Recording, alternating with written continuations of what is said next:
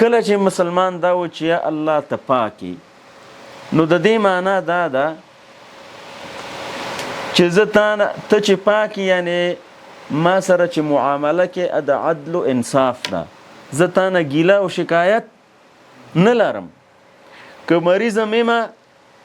نو تا نه ګیله نه لرم چې ولې دې مریض کړی که فقیر او ناداره مم نو تا نه ګیله نه لرم چې تا ولې فقیر پیدا کړی ځکه چې ته خو ظلم نه کوې عدل کې انصاف دی او که څه داسې ازمایښونو سره مخ کېږم